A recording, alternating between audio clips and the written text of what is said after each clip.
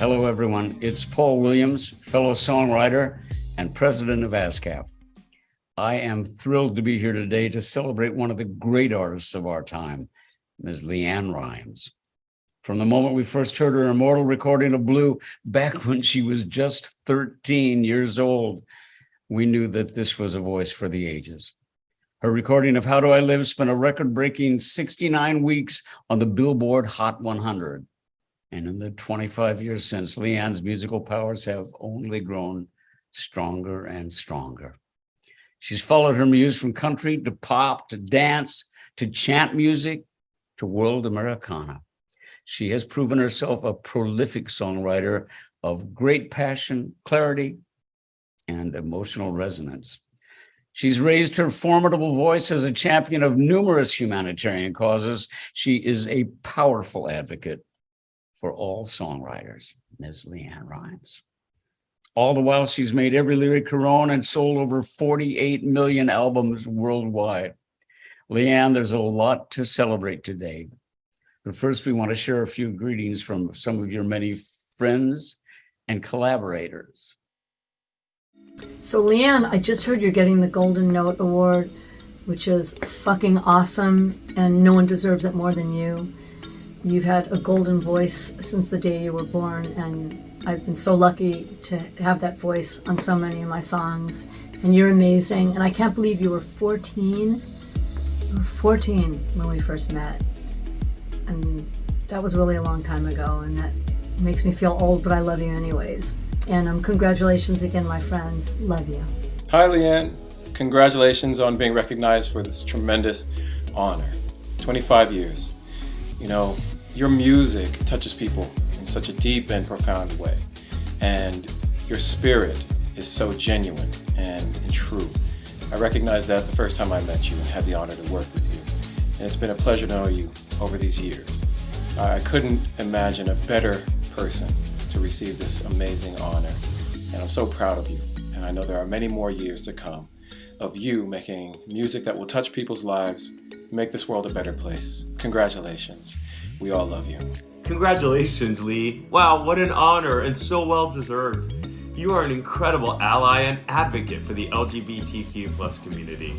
I know it's been my honor to work alongside you on some very important projects, and most recently this past year during the pandemic on our virtual chorus. Although all 300 singers of the San Francisco Gay Men's Chorus couldn't be on video today, a small group got together to send you this message from the bottom of our hearts. Mwah!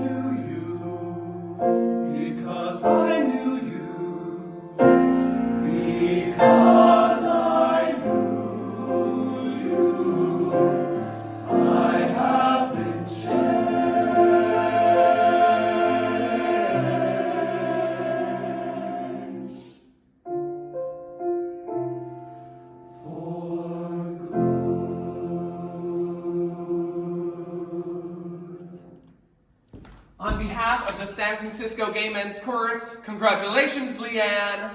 We love you! Hey LeAnn, it's Dave here. I wanted to send you a message to just say congratulations on 25 years since your big breakthrough record. Where does the time go? And all the intervening years when you've been singing your heart out. Just congratulations on the whole lot, really. From my point of view, if I had to say something about how much it means to me to get a chance to sing with you every so often.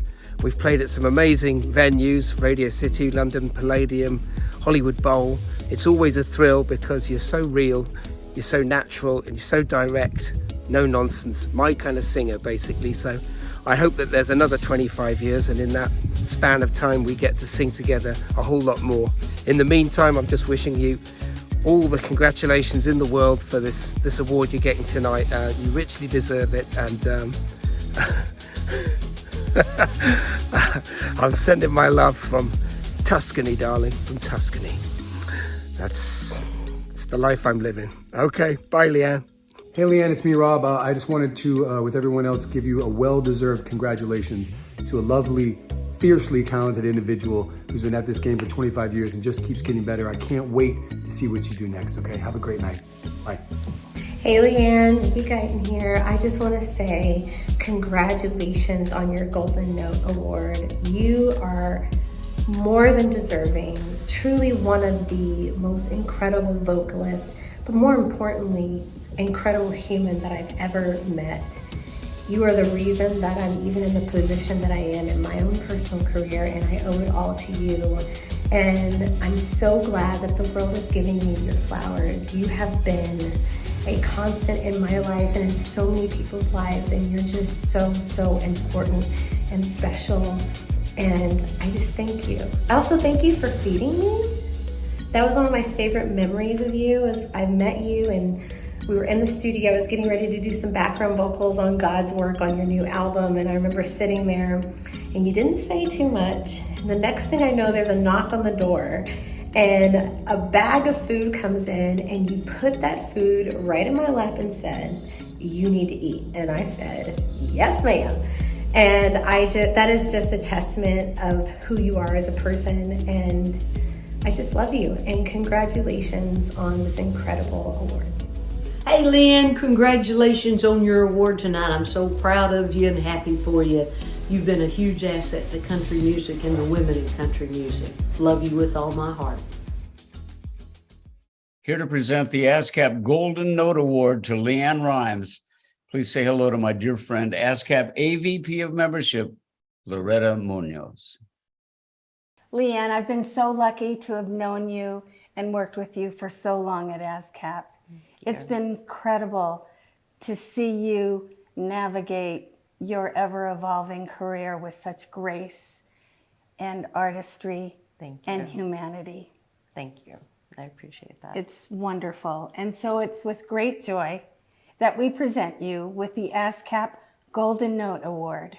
It's so exciting. Thank you. Let me read the inscription. Okay.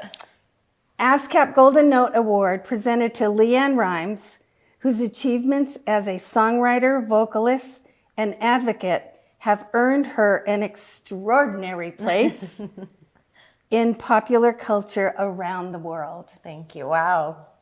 That's huge. It's beautiful. Oh my God, this thing is so heavy.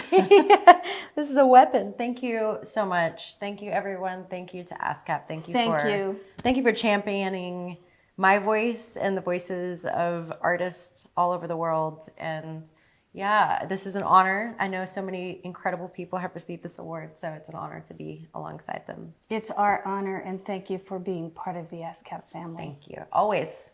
We love you. Thank you, guys. Now, please let me introduce Variety's Chris Willman for a conversation with LeAnn about her extraordinary story so far. Thank you, Paul, and thanks to all of you for tuning in to the ASCAP experience. I'm Chris Willman from Variety, and I'm pleased and honored to be here today with LeAnn Rimes. LeAnn Rimes, congratulations on earning the Golden Note Award from ASCAP. Thank you. Thank you very much. It is an honor.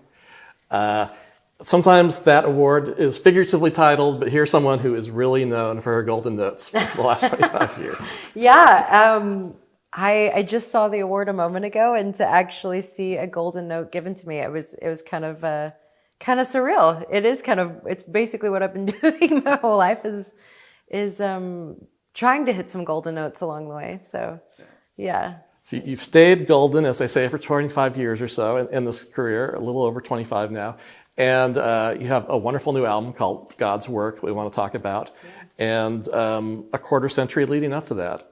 And I know that you have kind of mixed feelings about celebrating anniversaries. And it was just, I think, maybe a year ago that it was the 25th anniversary of Blue, of course, your big breakout. And maybe you didn't know whether you wanted to celebrate that in a big way or not, because it sort of feels like, and maybe this award even feels like a little bit of a lifetime achievement award. And you're 40. Everyone knows how old you are because of when you started out. Yeah. And so most of the people... Don't worry, you're not offending me telling you saying I'm 40. I didn't think so. Everyone knows. Yes. So most of the people who get this are a little bit older, a little further along in their career, and so I think it's a weird feeling for you to celebrate this body of work that for some people would be an entire lifetime's work. Yeah.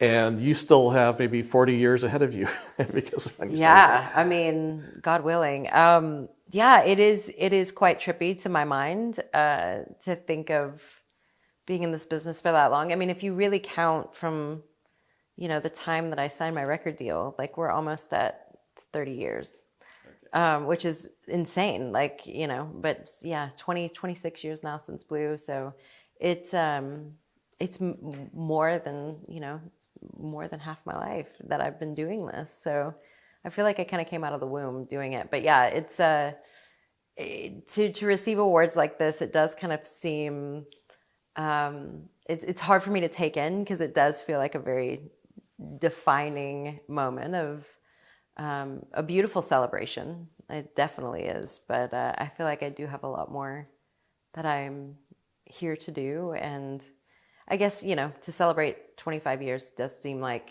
for me, it's kind of a time stamp of celebrating the past. And then God's work feels very much like kind of a new direction and a new unfolding of sorts, I guess. Yeah. There's that saying, bring me my flowers while I'm here. And then if you're young, you might go, wait, maybe put the flowers off a little bit. I'm not ready for them yet. Bring them now and then bring them later too. So hopefully this is one of a few, not the last and final. Of course, yeah. You are a survivor and a thriver in this business because there are a lot of people who had the kind of start, not a lot, but certainly people have started out the way you did with a big splash in early teens. And a lot of them don't make it, as you're well aware. Yeah. You've come through other things that might have stymied someone who was a little, I know you've used the word defiant for yourself. Mm-hmm. And so, you've had, 20-year record contracts, people telling you what to do. You've been periods where, you were in gossip tabloids and things like that. A lot of things that might have, and you've been open about struggles with anxiety and things like that. And you've been very open about all these things. And you use the word defiant, but there's kind of a soft defiance to you. Thanks. I like that. Well, I think I've fought a lot, and I think that defiance and that fight is what has kept me here. But I think there has come a turn in my life at maybe in the last few years where I feel like there's a softness that has, I feel like the cloud of softness has come upon me, and I feel like I fight a lot less. I don't feel like it's such a battle. I think and that's me personally. I think I've kind of allow all of myself into the space instead of fighting to keep pieces of me back or not allow them to be seen. And so I think just inviting my whole self to be witnessed and to be, here present it stops half the battle. And so, I think the softness is my own self-acceptance and my own self-love. And it's taken a long time to get there. I mean, and what's crazy is, most people at 40, a lot of people aren't there. So when I feel like, because I started so young, it seems like the journey of my awareness, I feel like that started young too. I feel like, just being an artist and being emotionally exposed and available as I was with my art, my journey of awareness, of self-awareness, I think started very, very young. So to be here at 40, I feel like is a long journey, but for a lot of people, that journey just starts sometimes at this age. So, it is an interesting place to be. Like, it's very hard for me to put it into words because it's why I think I did feel like I was in the space between kind of like adult and child for a really long time, and now I feel like I'm really moving into this solid space as an adult, as a woman, and really solid in myself. So I think that allows for softness to be revealed. Where it doesn't seem like so much of a fight anymore. Although my rebelliousness and my defiance is very much alive. It just comes through a bit different these days. And I'm interested in that very early part of your career. I mean, you're more famous than anyone for being completely mature as a vocalist at this age where you're not supposed to be mature. How mature did you feel psychologically during those early years? It sounds like from what you're saying that actually was there too, like you were. Yeah, I definitely felt very much like an adult. I was always around adults. I mean, I really didn't have many childhood, like young relationships. I finished public school in 6th grade when I signed my record deal, and then I skipped 2 grades, took a placement test, skipped 7th and 8th grade, moved to 9th, and then finished 4 years of high school and 2.5 years on the road, which was crazy. So it's, I feel like I moved out of public school around those kind of childhood relationships, like right into having a band and crew and everyone around me that was an adult. So I think I felt very much like an adult, and was trying to be, I think to handle the success and the stress of the job that I had. I think I had to pretend like I was an adult. And then you realize in your early 20s that you're not really an adult. You've missed out on a lot of childhood, and it does some crazy things to your mind. But I think that now, my stepsons are 15 and 19, and I don't really think I had a point of reference to understand like how abnormal that was until them. And now seeing them have, grown up in a quote unquote normal childhood, it's like, oh, that was very abnormal. And, there was a lot of pretending like I was an adult for a long time. Although I think there was so many parts of me that understood, I think, the human experience, that understood the emotional experience of a human being. And I think that allowed me into the awareness of what it was like to be, an adult in a way. Although adults don't know what it's like to be an adult half the time. So. And one thing that struck me that you said recently was that we were talking about Mickey Guyton being a guest on your new record for a couple of songs. And she's in that unique position of being influenced by you as she comes into the studio and kind of worshipped you when she was growing up. But at the same time, she's a contemporary of yours. And you were feeling like you were really enjoying having a contemporary in your life, because that wasn't something you always experienced when you were around business people and producers and of course musicians, but not necessarily somebody who's going through exactly the same thing you are and in your position. And now you're starting to feel that more in your life. Yeah, growing up in this business, I was so young, the age gap between myself and most artists was vast. And so I didn't really have relationships in the business. And I think with this album, with God's Work, I have so many incredible collaborators on this album, and I feel like I started to connect with people in the business who were of like mind and like heart, and that were, of similar ages. And I feel like it finally all caught up and I started to be able to,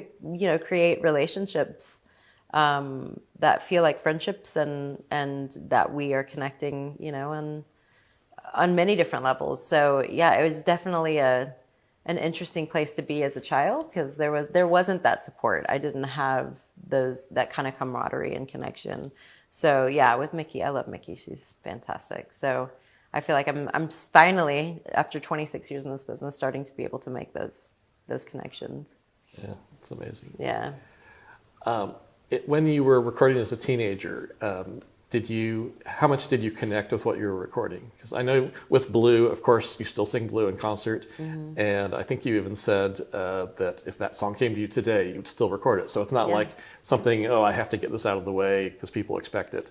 But so were there a lot of songs you were able to cut that felt like an expression of you, or did that come later?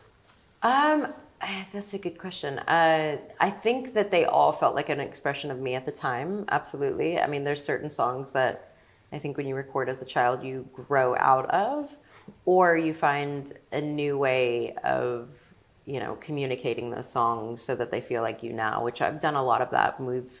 I've done some reimagined tracks in the past where How Do I Live in Blue and One Way Ticket, like we've reimagined those to kind of bring them into the now of you know, as they sit alongside the rest of my songs in the show, they feel like one somewhat cohesive thought. So yeah, Blue's a classic song. Like it doesn't age. And I feel like, you know, when I sing it now, I mean, any of those songs now have a whole different point of view. Mm-hmm. But I definitely understood the emotional connection as a kid. I just think it's deepened as I've gotten older. My dad used to sit with me and explain to me what songs were about. And somehow, I think I had a very vivid imagination, still do. And I was able to create those stories within me from my imagination in order to be able to express that and emotionally the way I did. So, yeah, I think people used to tell me that I'd really be able to sink my teeth into songs when I actually lived them, and I used to think that was complete bullshit until I finally lived them, most of them. I think, yeah, most all of them. And then I really understood that there was a deeper level to that. So, yeah, and you know, as an artist, when you sing these songs day in and day out, like you have to find inspiration from somewhere. And a lot of the time, you know, to see people's reaction to songs that they love so much and to see how it's affected people's lives, you know, I get that from the crowd because they, you know, I can look out when these songs are being sung and just see people completely moved by them. So that also feeds into being able to sing these for this long. Yeah. Talk about all the different genres you've covered in your career. That you have to incorporate into one show live. Yeah. I mean, maybe you don't cover every one of them. I don't know whether you do the chant material live or not. We haven't. I have. I do it. I've done some of the chant material at my holiday shows. So that seems to always fit very well. I almost did it this year on tour, but I think I will probably next year. Because it seems to, like, I know God's work, you know, really kind of, it was created kind of off of the back of the chant record. And so the chant record really did kind of inform a lot of God's work, and especially the way we used different stacked vocals and using my voice as an instrument on this record really kind of came off of the limitations and the things that we didn't allow ourselves on chant. That was a lot of vocal arrangements, and so we wanted to kind of bring that into God's work. So yeah, I think that because God's work is out now, I think people see all of the material as kind of one whole thought. So I think chant it would fit. Believe it or not. I mean, then you look at something like Blue with the yodel, which I've kind of, you know, always been known for, and that's made its way into God's work on The Wild. It made its way into Remnants on Long Live Love. You know, I seem to find a way to do it on every record. It just kind of comes out. So, you know, there is, if you look at all of the songs, there is a through line. And some of these, you know, like you look at the tone of One Way Ticket, and like One Way Ticket could fit on God's work if you think about, you know, the story of the song. So there is a through line to everything that I've done in these last 26 years. I think now that you can kind of pan out and see the whole picture, you're like, oh, I've been doing what I'm doing now in some way, shape, or form since the beginning. Even, you know, exploring all genres of music, I've been doing that since the beginning. I mean, Blue wasn't your typical 90s country song, yes. You know, and then How Do I Live crossed over. And so I've been doing what I'm doing now since I started. It's just now, I think, a little bit more accepted than it was then. Yeah. You know, genre jumping is a running theme with you. Mm-hmm. And it was pointed out to me recently that was part of how you were signed when you signed with Kurt, yeah. That there were 3 different types of records you were supposed to make. Daryl Brown, your producer, mm-hmm. mentioned pop, country, and inspirational, right? Yeah, I was supposed to make all 3 records in 1 year. I don't even know. Well, what was so interesting about that is that when I got signed, I had all these little like demo tapes and, you know, from the time I was basically 8 years old until 11. which is a long time in my short career at that point. I had made like, I guess 3 or 4 little demo tapes. And so when they signed me, they got all of that material. So that's when you heard, you know, Blue, and then you heard LeAnn Rimes, The Early Years, and the inspirational record. All of that was recorded before. So yeah, that was kind of the template in which they were like, oh, we can just keep recreating this. I have no idea how I would have recreated that year after year. But yeah, that was really kind of the idea, is I didn't have to. And I think that's why I really, as a young girl, really wanted to sign with Curb at that moment in time, because it felt less structured. It felt like it didn't have to fit myself in a box. I remember when I was looking at between 2 different labels with Decca and Curb, and Decca wanted to shelf Blue, like they didn't want that to come out at all. So, when they said that, I was like, okay, I can't do that. That's criminal. So, yeah, there was a definite reason why I wanted to go there, and I think that was because I was allowed to be this diverse artist that I wanted to be. Yeah, we do forget what a radical record Blue was at the time, and the first of. Well, that wasn't a turn because you were starting out with that, but the first of some different radical moves or semi-radical moves. Yeah. And of course, How Do I Live? You know, it was already codified into your career that you should do different types of records. But then when you really had a success with one that wasn't in a straight country vein, there was like a mixed reaction to that, right? Like, there's been so many crossover artists before and after you, but, you know, I think that there's that thing of, oh, is she going to leave us? And did that kick in at all? Oh, absolutely kicked in. And I also think being at 13 didn't help either. I think people were looking for a way to have me out of the business. I remember when I actually went to Jimmy Bowen's house when I was like, I don't know, I was maybe 12? No, I was 11. Because I went to his house, sang for him in his living room. He told me, my dad, to bring me back when I was 18, and I walked out of his house, and I said, I'm going to get a record deal, and I was signed in 6 weeks after that. So, talk about manifestation. But I remember, you know, like everybody telling me like they didn't want another young person in the country music business because they had had plenty of problems with everyone before me, and so, you know, I think everyone was looking for a reason at some point. Like, it was a fluke. I was young. I had this great voice, but it was just, you know, there was a whole story to it. And I don't think anyone maybe expected anything past that. I mean, I released songs. There were songs like Hurt Me and the song called My Baby. And they were, the songs and the subject matter were very much, you know, far older than what I could comprehend. Sexual, you know, undertones, and people were just kind of like taken back by me singing these things. And that was, you know, reasons why people didn't want to play those records. And, you know, Blue was too country. They didn't want to play those records. We had that come at me. And then, you know, How Do I Live, when it crossed over, it was like, you know, I can't believe she's leaving country music, but you didn't kind of want to claim me in the first place. It's like, what?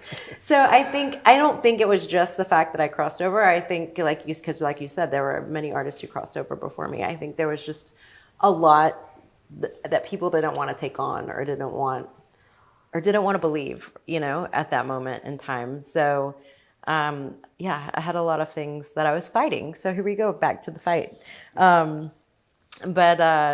Yeah, it was, you know, with How Do I Live crossing over, it kind of just took off from there. And then there was kind of no turning back. I mean, some of my biggest hits have been in the pop world, and with How Do I Live and I Need You and all the Coyote Ugly stuff. So I think I've probably danced more in that world than I have anything. Yeah.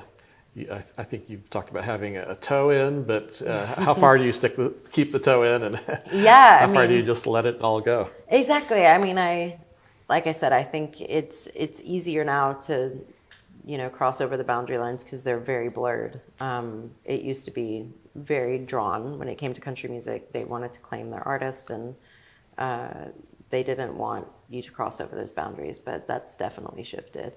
So, and if and when, I'm sure I will do a country record, I mean, it's what I call country is country. It's not what it is now. I don't even know what it is now. So, I'll always kind of be outside of the lines somewhat.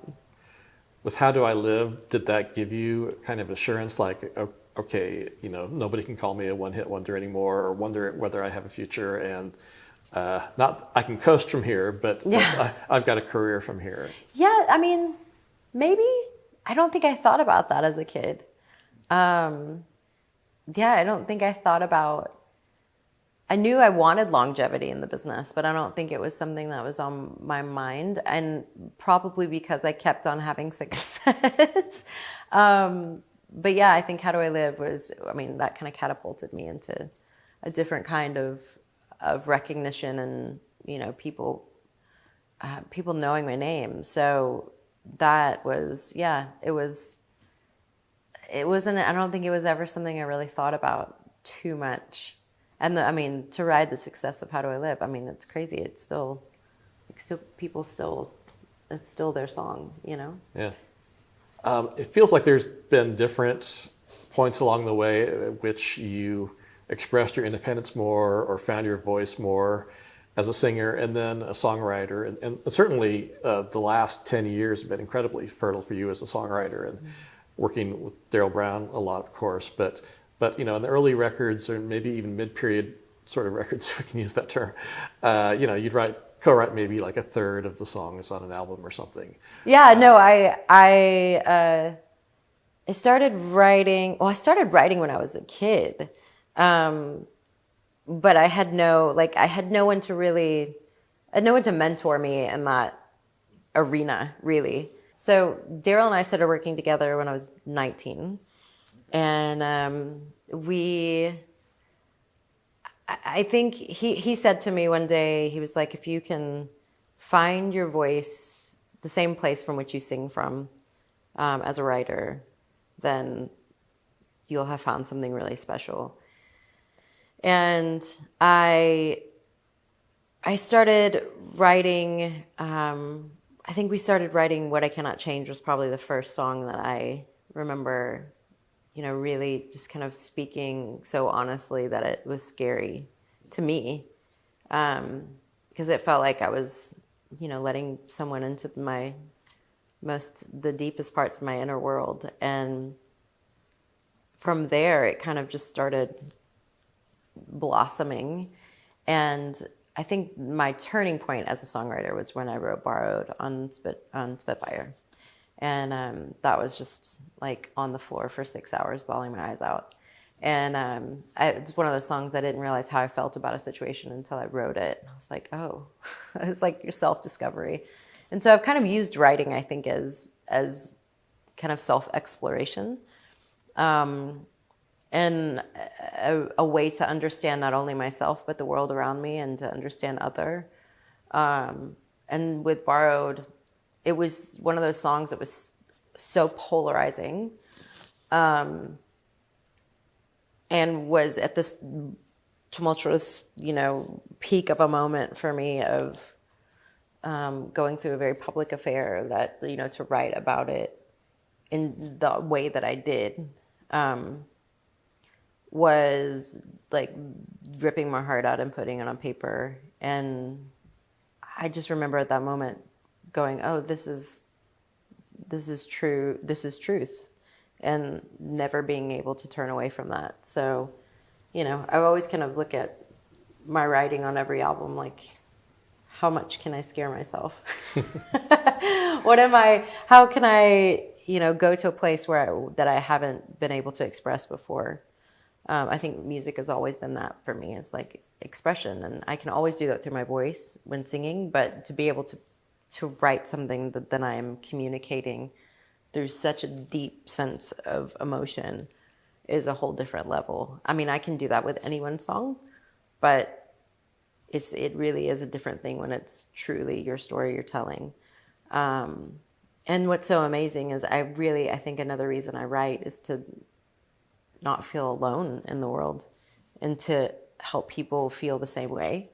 So for me, that's like, it's such a deep experience. But yeah, I mean, I've looked for outside songs. I actually go exploring in the writing world. And sometimes I'll find things that I like. I'm always open to outside songs.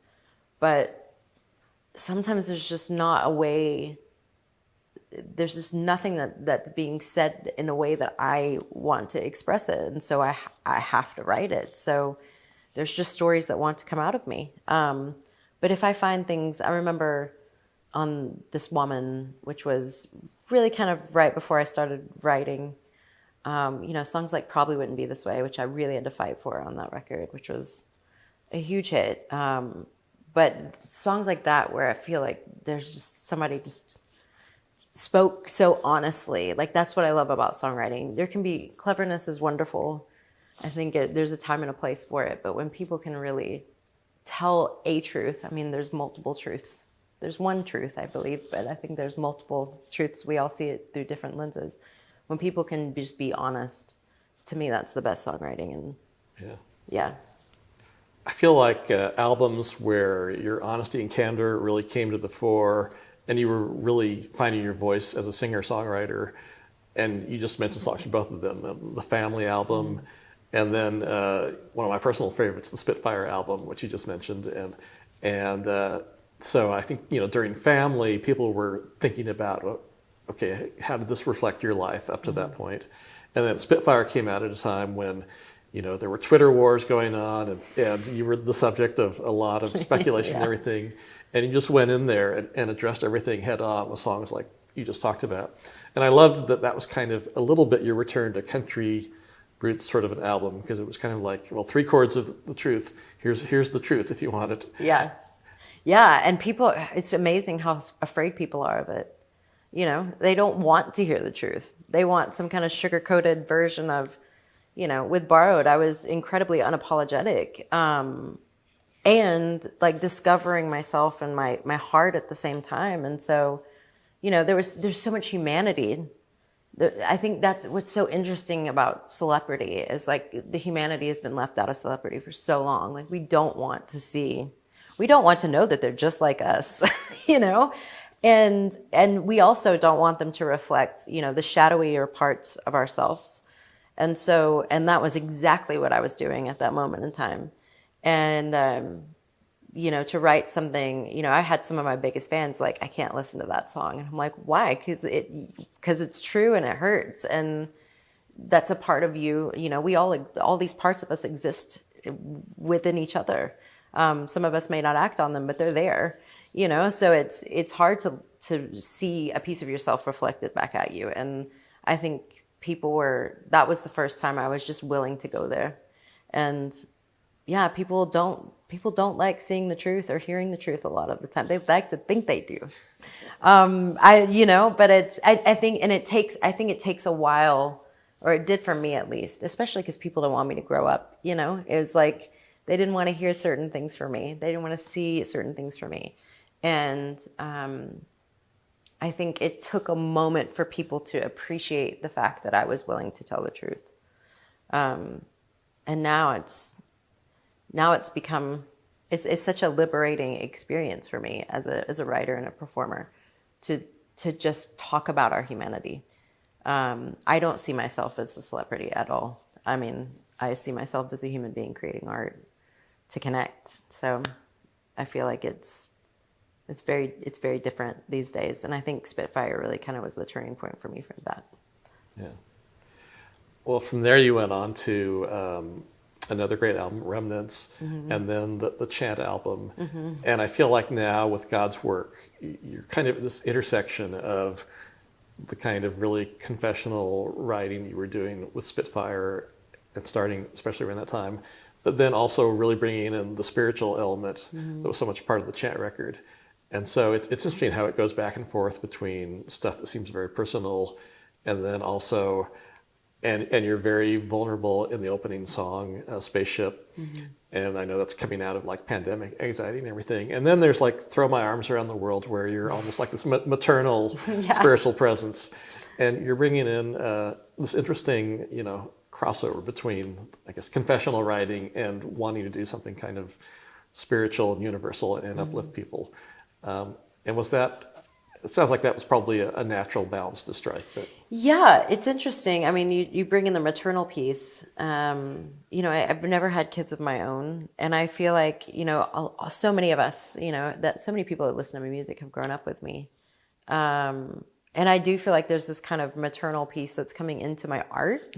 You know, I've had my 2 stepsons that I've been fortunate to be a part of raising, but I know there's a different kind of layer that comes in as a, you know, as someone who's birthed a child. And I feel like every album is birthing a child in this world in so many ways.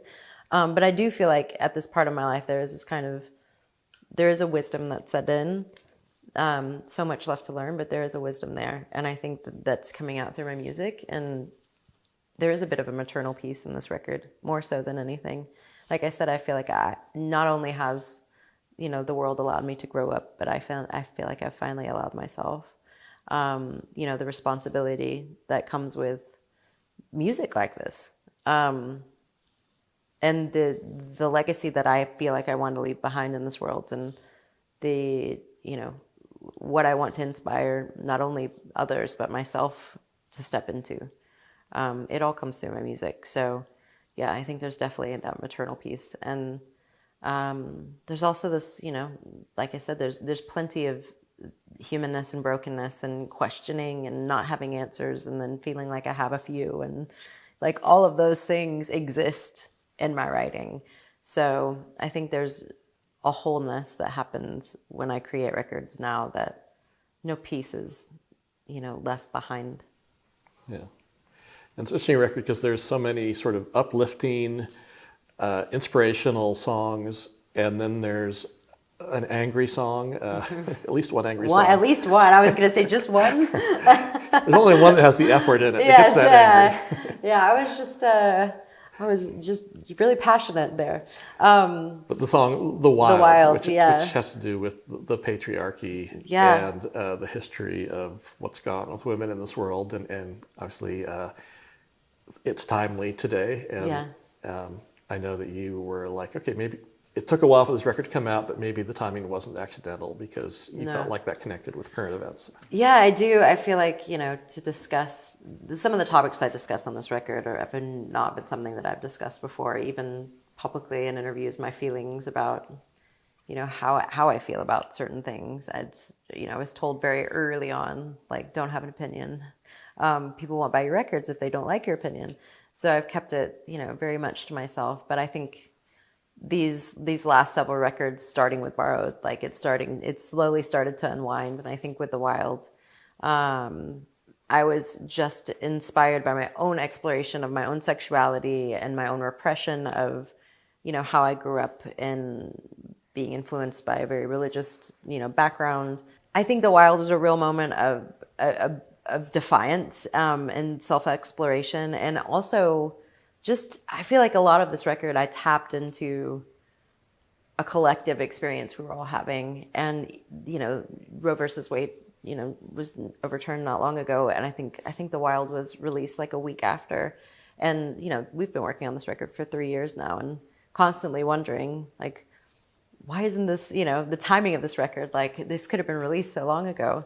And The Wild wasn't written about that specific moment, but it's a narrative that hasn't shifted since the dawn of time. So I think, you know, in trusting divine timing of things, it was pretty amazing that this album took so long to come out, and then all of a sudden it came out as all of this was shifting for women in this world, or in the United States. So, yeah, it is. It felt like, for me, it felt like a freedom, a coming out of a cage, a coming out of sorts, to be able to express these parts of myself. And, you know, I have women that are in the audience just like bawling when we play this song, because I think it touches on something incredibly primal that we've all, had to bear the weight of this, the weight of being a woman in this world, passed down through generations. So, I'm hoping that with our generation, with songs like The Wild, like we break those generational patterns and are able to find some freedom. Yeah. You mentioned that you grew up Southern Baptist, and The Wild's not a very Southern Baptist sounding song. No. But you although it was written inspired by a book called Mary Magdalene Revealed, and I was very much studying her and Christ at the time that I wrote the song. So it really was in my exploration of that whole narrative did that influence and inspire The Wild. So it's not too far off. But when you're playing shows and you do have Southern Baptist in your audience, do you think about... They don't come anymore. No, I'm just kidding. But if you're going to throw this kind of angry song in there about how women have been treated historically, and then make that fit in amid How Do I Live, or some of the more cheerful songs, do you think about how, and just even genre-wise, the course of your career, there's so much to fit into one show. Yeah. Do you think about the holistic part of it, and how it's going to reach the audience that may be there for one thing, and you're going to give them a little bit of another thing at some point? Yeah, I mean, luckily, I don't think anybody's walked out going, I'm never coming back. I mean, I might just not hear it, but...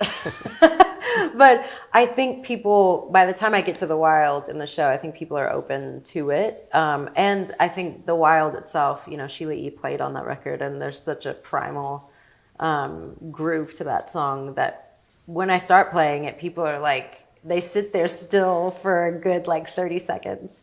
And then they start to move because it is so primal. And then I think they catch on to what the song's about. And it is so powerful to watch people receive what I'm offering now. And I sometimes have to give them more credit than what I think. It's that question, because I think that, it's, I have a preconceived idea in this world that we live in that people won't, if you're coming there for Blue, you definitely won't like The Wild. But which is completely wrong, because I see people sit there and totally take it in and get it. It's I have to definitely give them more credit for than that. So I think people are coming there curious. They've known me from one angle, and it's they're curious about where I'm at now, and they seem to understand by the time they leave. And I seem to be able to connect with them no matter what I'm communicating, which is cool. And yeah, it is quite the wrangling of sorts to get it all to fit in, but it all seems to work at the end of the day. Yeah. One thing I love about the God's Work album is that there's kind of a couple different strains going through it that somehow meld together. And one of those strains is just kind of piano-based, singer-songwriter type of stuff. And I know you had Daryl Brown, your producer, playing piano with you very intimately when you were recording some of it. And, because you couldn't record with studio musicians a lot of the time during the pandemic. Yeah. And so maybe that was why it leaned a little bit in that piano singer-songwriter mode. But then you have all this very kind of tribal, for lack of a better word, stuff. This tribal type of rhythms, they sort of lend themselves to kind of the more universal love and acceptance kind of themes you're talking about. And those two strains of music going together in one album are a really interesting mixture. Yeah, they definitely were. And we would record things and be like, oh, this fits over here. And then there's about 6 of those and there's about 6 of these. And how do we meld the two? But I think, when I look at on this record, we really did explore the duality of nature and of creation, and sonically, I feel like that really exposed itself too. You have the primalness and kind of this ethereal. It's you have the human and the holy, is what I like to say. So it just all kind of worked. But I love that when you look at Chant, which was recorded during the pandemic, and you look at God's Work, which was also recorded during the pandemic. I almost love the lesson of limitation, because we think of limitation as this something that can be have such a negative connotation and a negative idea of, oh, we're limited, so therefore we're missing something. And then for us, when you look at those two records, those limitations informed so much of the way the record was recorded that it was such a gift. So it's the lesson of less is more, and you don't necessarily need everything to like pump up a record to make it sound cool. You just need to trust in what you're writing and what you're creating, in the vocalists you have and the musicians that are available, in the feeling that you want from the record, and you don't have to add a gazillion things. So I think there really was a big lesson in within that limitation that was quite magical. And does anything scare you? Because you seem completely fearless, and it seems like you have been for quite a while. And I can think even back to, you started to kind of claim your independence, I think around 16 or something in certain ways, maybe emotionally or personally. And then musically later on, you were making bold steps and didn't seem to care too much what people thought about it. And then, with the last 10 years, as you developed your songwriting voice, or 12 years, 13, whatever it is, it seems like honesty comes very naturally to you. And maybe that's because of the way you grew up, you had to be. But what makes you so honest, and does anything scare you? I think my honesty has probably been, I've probably utilized honesty sometimes as a defense mechanism. Because, and I'm very aware of that, because of how much people thought they had on me for so long. And finally I was just like, well, I mean, if I'm out here being myself, I mean, that was kind of the opposite of everything I was told not to be.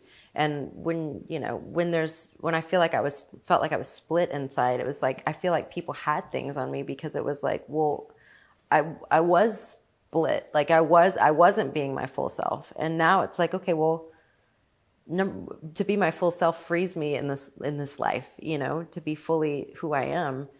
And I think at some point I was like, well, if I just tell the truth, which no one believed me anyway half the time, it's like, well, they only, people's truth, they want to believe what they want to believe anyway. So, which I learned that defense mechanism wasn't really going to work, because no one's going to believe the truth even if you say it. So I just thought I would stop trying to convince anyone of anything and just be myself. And I think, that defense mechanism and that idea of using that as a defense mechanism dropped, and I finally was able to come into being the open book that I am. So much so that people around me are like, is she really going to say that? But it just kind of, it's like, here's my heart, and this is the way I'm supposed to exist in the world. I think I've had so much of a shell around my heart for so long, and my heart is definitely not one that wants to be caged, and none of ours are. But to grow up in this world the way I did, I had to have some kind of protection, and so it was so painful. It's been so painful to hold in who I am and the love that exists within me, and so to be able to let that out and to just be honest, there's a real desire for it. There's a real need, a real like living need for that, like to be able to fully live. And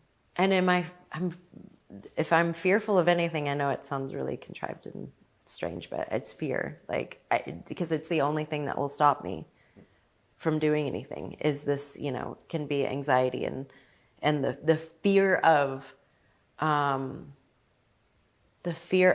not being good enough to be loved, which I think we all have. But I think if I recognize that and recognize where that fear is coming from, and am able to accept myself, no matter if I hit the golden note or not the golden note, ultimately I can move past most any fear through acceptance. But there's not a lot that scares me. Once you get past the fact that, everything in this world, if I can accept myself as I am, failure or not, no failure, failure or success, then there's really nothing to be afraid of. Yeah. I feel like your audience has embraced watching you grow up and grow into who you are. And, you know, you can't speak for everyone in this world, but I feel like, for the most part, people, you know, maybe they cherish that girl who sang Blue, but they also recognize the person you are today and your boldness and your candor and your humor and your focus on mental health and doing good things in the world. I feel like the audience has been there for you with that. And that's not necessarily always a given for someone who has the kind of career trajectory you have. Yeah, no, for sure. I mean, I get comments sometimes like, I miss the little girl who sang Blue. I'm like, you can go listen to that. Like, unless you've lost your record or your CD, like it's right there. And I'm still here and I'm still doing that. Like, that's what's so cool is like that part of me still exists very much. It's very much alive and actually really informs, you know, who I am now. But I do feel like, I think, you know, as I've had this arc of a career and it goes like this. I mean, anybody who's had success in this, you know, in any business, like, and a long-term, you know, career it goes up and down.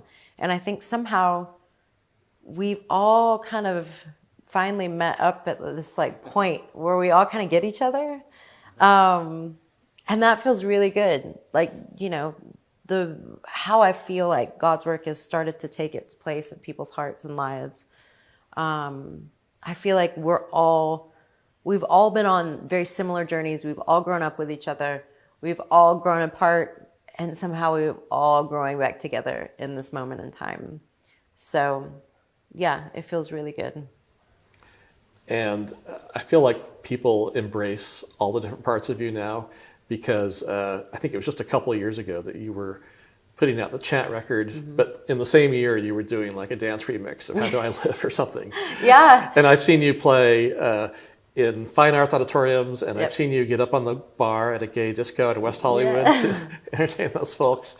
And so you have some very different audiences. I do. And some very different types of music, and somehow it all fits together holistically. Yeah, I mean, I think... you know, I think this, if you look at God's work, like the artists that are joining me on this album really are so eclectic, and it speaks to who I am as an artist. My fan base speaks to who I am as an artist. They're incredibly eclectic, all ages, all different walks of life. I've always been one of those people that want everyone to feel included. And I think that is that's very evident in who I have as an audience, because it is very, you know, all encompassing. And yeah, I mean, if anything, I think chant was probably the most,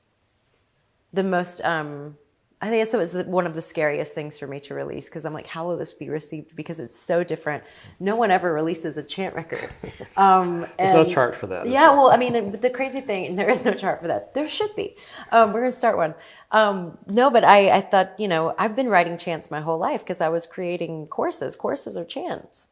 And so any repetitive chorus is a chant. So I was like, well, why can't I just move that over here and create this kind of like meditation chant space? And so that was probably my riskiest move in my mind, because I was like, I don't know if people will even remotely get this. But it was the right time. People were open to it. And now with God's work, this felt easy. Scary, a little bit, but easy. Yeah. I have one more question, and it'll be kind of out of order, but it does, although it does touch on something you were just talking about. Yeah. But I feel like you were, you know, there's the phrase, I was country when country wasn't cool. Yeah.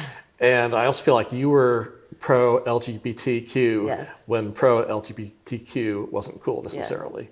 Yeah. And that was like, I feel like kind of a milestone for you in terms of how you were perceived, and also maybe for you personally in terms of speaking out. Yeah, that was the kind of the first thing that I spoke out about. You know, after being told, don't ever speak out about anything that has to do with religion or sex or politics. And my uncle passed away from AIDS when I was 11, and my dad's brother, and my dad was the only one who went to his funeral. And I remember being so struck by that. I didn't understand. This is where religion and not understanding how people were treated really confused me. and I would just sign my record deal. And I remember, and I was very close to my uncle, and I remember thinking like, no matter what, like I will give him a voice that he didn't have. And you know, as the whole, you know, LGBTQ world started to kind of take shape and form and grow for my era, you know, I looked at people like that I knew in the business, especially in country music. You know, Ty Herndon, there was Billy Gilman, people that hadn't come out yet, but I was very aware of, you know, of their experience within the country music industry. And they were friends of mine and dear friends. And I just wanted, once again, the inclusivity of wanting everyone to belong. I wanted to always be a voice for people who felt like they didn't belong. And I feel like in some way, I understood that from a time I was very young. You know, I was an only child. I was in a business where I felt like I didn't belong. I didn't really have a lot of friends my age. There were definite, there was a definite understanding of those feelings. So for me, it was like, you know, how can I be a voice for those who need that sense of belonging? So yeah, I'll forever be a voice for them, forever be a voice for women. I think that's definitely a piece of me that's blossomed more and more. Yeah, forever be a voice for inclusivity, for sure. And the opening line on your new album is about being an outsider, right? Yeah. And then maybe that touches on a lot of different things, whether it's the way you grew up or identifying with outsiders like LGBTQ. It could stand in for a lot of things, but could you just say, it was very deliberate to have that be the opening line on your album. Right? Yeah, the song that opens the album is called Spaceship, and the first line is, "No, I never felt like I belonged here. This world wasn't quite ready for me," which I think speaks to a lot of things. But yeah, I feel like a lot of us have felt that way, especially just as a human being. Like, what the hell are we doing here? What are we doing here? But yeah, I think that encompasses a lot for sure. Thank you for being with us and being so revealing with us as always. Thank you. Congratulations on your Golden Note Award. Thank you so much. Thank you for having this wonderful conversation with me. It was fun. Bye, everyone.